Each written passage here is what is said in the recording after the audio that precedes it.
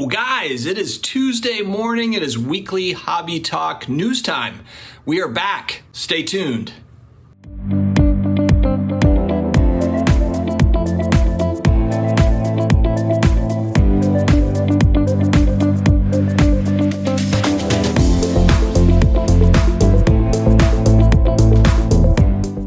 Man, I need a haircut.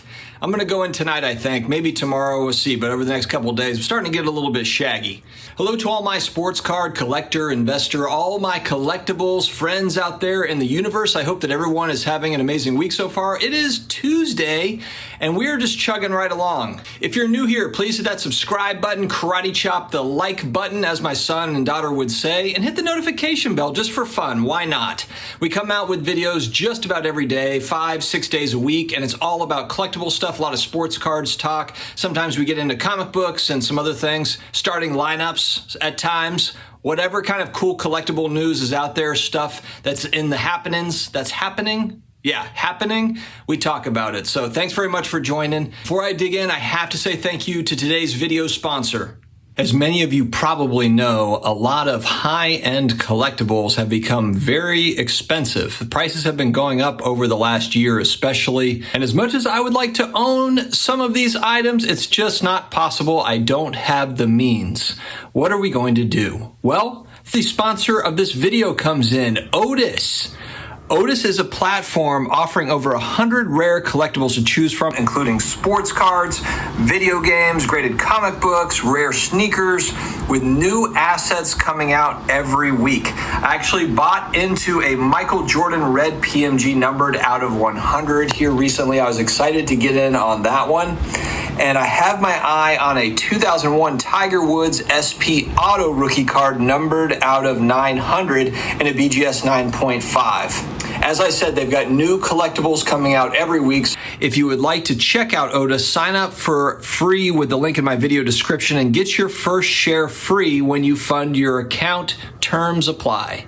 All right, guys, we are cruising through the year. Can you believe it's almost the middle of July? We're already halfway through 2021, and it almost feels like a tale of two years almost. I mean, if you look at, like, if we're talking about sports cards in general, I mean, look at Q1, and I'm going to talk about a piece of news here in a second, but Q1 for sports cards, absolutely red hot. Q2 for sports cards, not so much, I think, for a variety of reasons. And we're still kind of in that a little bit of a lull for certain parts of the hobby. And then for other parts of the hobby, not in a lull at all, just kind of cruising along. So on that note, eBay reported sales. There was a great article in Sports Collectors Daily. Definitely check out their site, sportscollectorsdaily.com. A lot of great news articles. They do offer product offerings and other things as well. But they reported that eBay had reported $871 million of sales on their website for sports cards in Q1.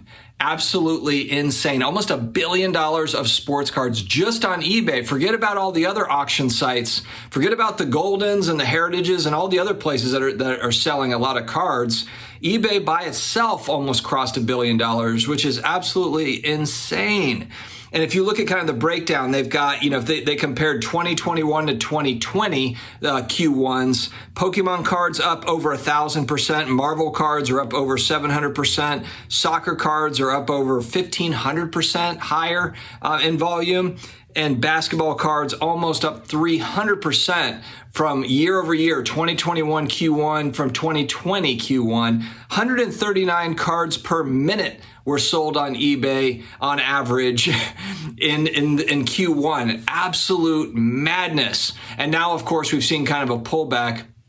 But it's kind of one of those things, too, when you think about it. It's like, you know, when we talk about like a pullback or a dip or a correction or a crash, you know, I think we're forgetting that there was just absolute parabolic movement in Q1. And even before Q1, yeah, there was a little bit of a slowdown October, November of 2020, but we were coming off of the back of another big kind of boom time in July and August of last year. So you just had kind of parabolic growth happen in a couple different segments. And yes, pricing has subsided back down for a lot of cards, but man, it's still up quite a bit from where it was at the beginning of 2020 in a lot of instances. And then on the very, very high end of the markets, you're still seeing record prices being set for individual cards, a lot of the really rare stuff. So it's wild. But I also do think that, and I talked about this with Brad, the Comeback Card Investor, on our last live stream. Our Off-Centered show is every Thursday, and we were talking about whether or not kind of this high net worth market is tied. Is there a trickle down effect to the lower end? And I don't think that there is. Honestly, I don't think that I think there are two different markets or three different markets or four different markets or whatever you want to think. I guess my point is, when a huge Steph Curry card sells or a huge Zion or a huge LeBron or whatever, how does that affect the $200 LeBron card? I'm not sure that it does right now. And I'm not sure that it affects, kind of that lower to middle class to upper middle class.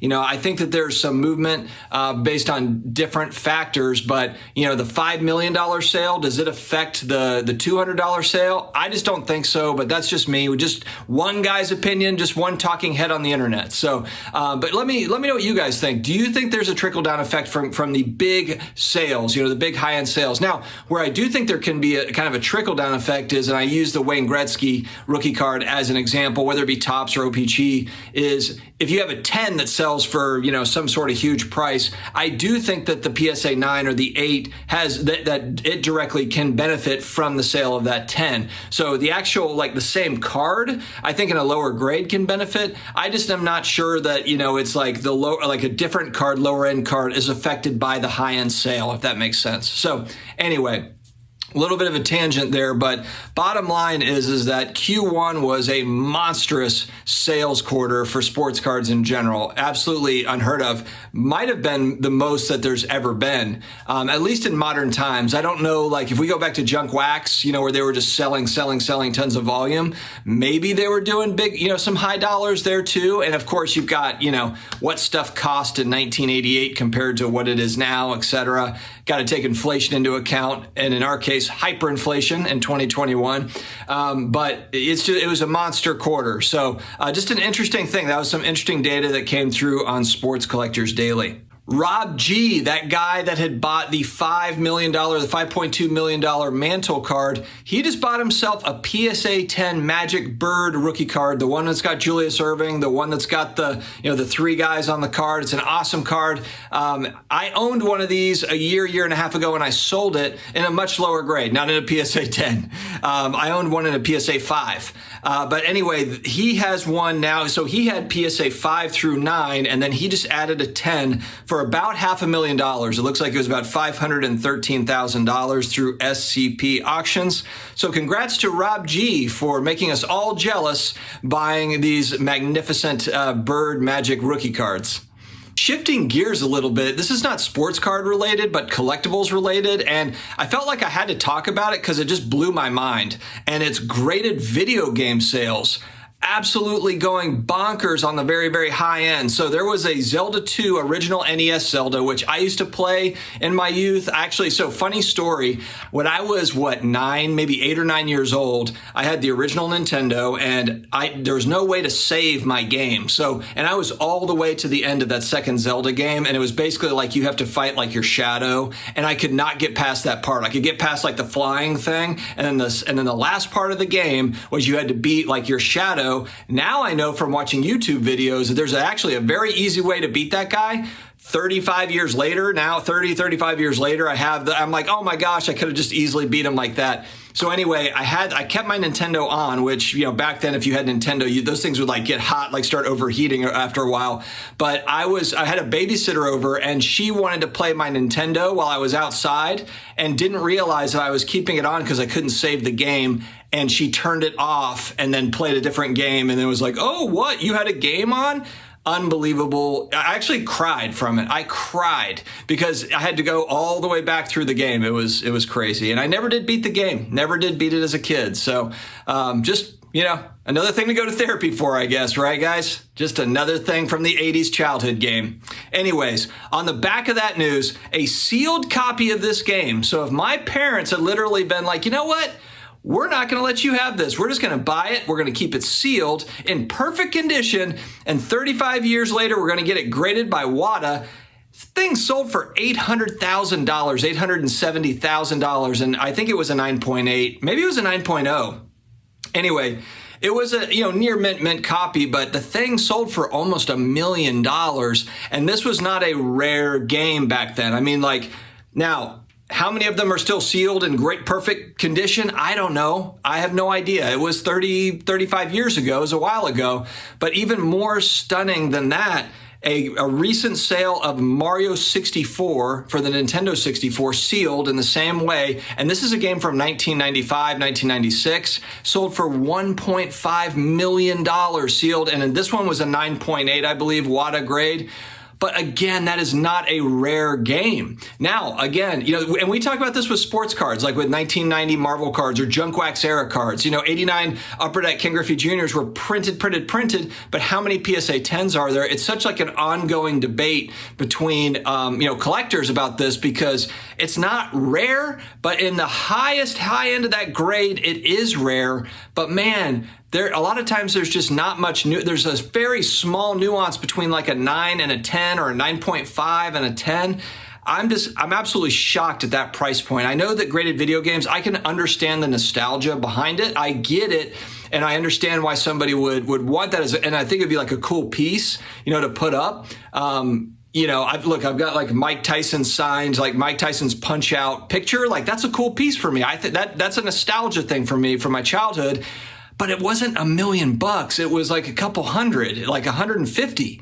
Not even, I think it was $120, $150. Anyway, the point is, someone bought this, and maybe maybe a little bit more of a rare of a game for the Nintendo 64, but it's not mega rare though. It's not like they only made a certain number of those. I don't know. I mean. And maybe, look, video game people, if I am completely wrong on this, then tell me I'm wrong and tell me why. Maybe this was short printed in some way and I'm just missing it. But I was reading about it and I just didn't see anywhere where it was like, oh, this is like the gold platinum version or something. Like, some of the older games that are like Nintendo Track and Field, where it's like they only had like 10 of these games or 100 of these games and they passed them out at like a competition.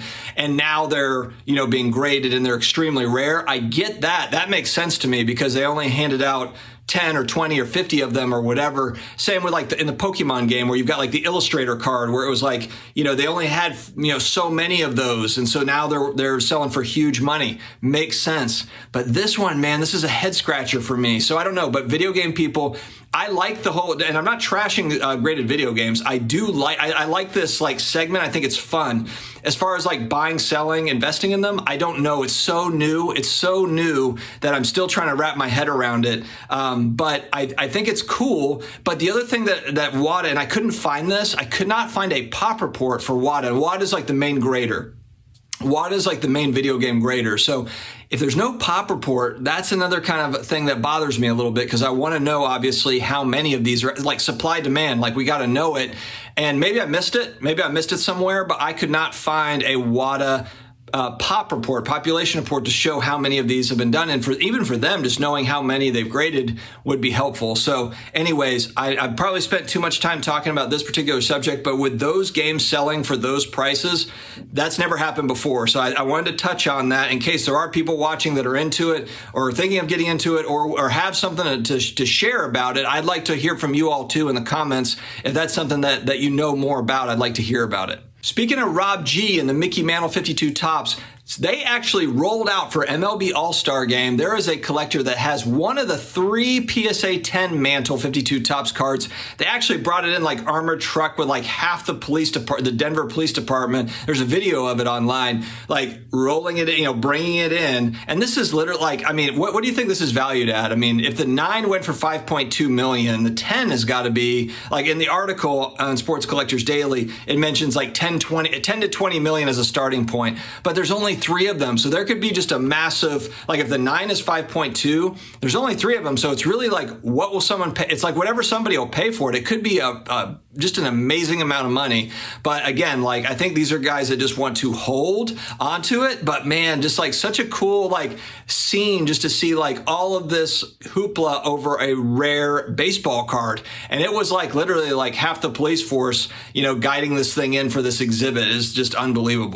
All right, guys, let's end this video on a positive note. I hope you all are doing well.